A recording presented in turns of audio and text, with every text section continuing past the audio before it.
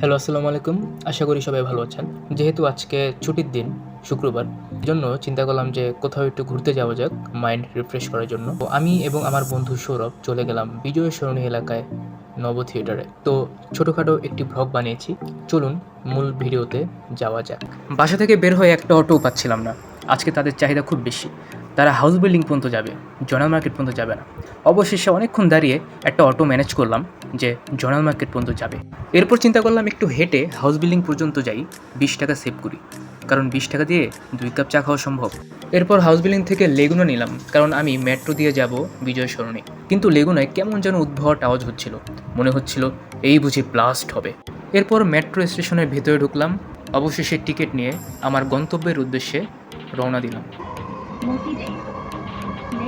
অতঃপর বন্ধু সৌরভের সাথে দেখা, ক্যামেরা ধরতেই একটু ভেটকাইলো। এরপর নব থিয়েটার আমরা পৌঁছে গেলাম। এখন আমরা টিকিট কাটবো। এন্ট্রি টিকিট নিয়ে আমরা ভিতরে ঢুকে খানিকটা একটু ঘোরাঘুরি করে নিলাম। আমি কিছুক্ষণ ঝর্ণার খুব কাছাকাছি দাঁড়িয়েছিলাম, যেন বৃষ্টি বিলাস করছি। আমরা টোটাল 3টি শো দেখার জন্য টিকিট কেটেছিলাম। তার মধ্যে প্রথমটি ছিল 5D থিয়েটার। এই জন্য বিশেষ একটি চশমা পরে নিয়েছিলাম। তৎক্ষণাৎ আমার বন্ধু সৌরভ তার চুলটা ঠিক করে নিচ্ছিল, কারণ একটি সুন্দরী মেয়ে রুমে প্রবেশ করছিল। এবার আমাদের প্রথম শোটি শুরু হবার পালা।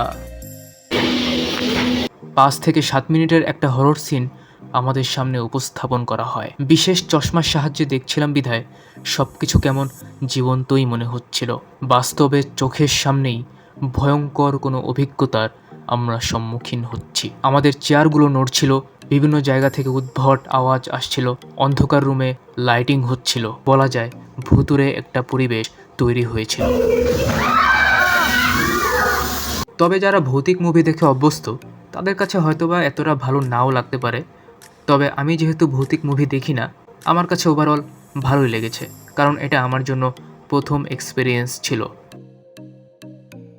আমাদের নেক্সট শো ছিল ভার্চুয়াল রিয়েলিটি। এই জন্য আমরা একটি রুমে ওয়েট করছিলাম। এটাও আমার জন্য আসলে প্রথম একটি এক্সপিরিয়েন্স ছিল। আমি সেখানে দেখছিলাম যে আমি সমুদ্রের গভীর থেকে উঠতে উঠতে উঠতে পাহাড়ের প্রায় 1000 মিটার উপরে আমি চলে গিয়েছি। আমার চোখের সামনে সুবিশাল আকাশ, আমার নিচে গভীর সমুদ্র, আশেপাশে বিশাল বড় বড় পাহাড়। মনে হচ্ছিল যেন আমি হেলিকপ্টার বা কোনো একটি প্লেন দিয়ে আমি অনেক উপর থেকে আমি ভিউগুলো দেখছি। আমার কাছে খুবই ভালো লাগছিল। আমি উপরে নিচে ডানে বামে সব জায়গায় আমি দেখছিলাম। ভালোই লেগেছে আসলে। নভোচারীরা এই ঔজ্জ্বল্য পরিবর্তন নির্ণয়ের জন্য পরিভ্রমণ সময়কাল মাত্র 4 দিন বেশি। এটা ছিল আমাদের লাস্ট এক্সিবিশন শো। 120 ডিগ্রি ভিউতে আমরা সেখানে সৌরজগৎ সহ আরও বিজ্ঞানের নানা বিষয় সম্পর্কে জানতে পারি। আমাদের চিন্তা ভাবনার বাইরে যে এত কিছু রয়েছে এই পৃথিবীর বাইরে এবং পৃথিবীর ভিতরে, সেখানে না গেলে বোঝাই যেত না। ভালোই লেগেছে আমার কাছে। আমরা একদম সর্বোচ্চ উপর থেকে এই ভিউটি দেখছিলাম। আমাদের নিচে অসংখ্য মানুষ, আশেপাশে অসংখ্য মানুষ। এসির ঠান্ডা হাওয়াতে আমার এক পর্যায়ে শেষের দিকে একটু ঘুমই পাচ্ছিল। তবে ওভারঅল আমি দেখেছি, এনজয় করেছি। এরপর শো শেষ, আমরা আস্তে আস্তে নিচের দিকে এগোলাম। আর আমার বন্ধু সৌরভ তখন একটু ছবির জন্য ভালো একটি জায়গা খুঁজছিল।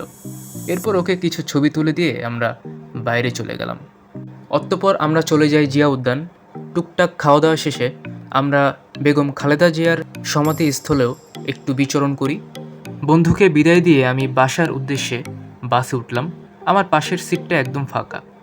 একটা রমণী উঠলে মন্দ হতো না। পাশের সিট ফাঁকা, আমি বড় একা।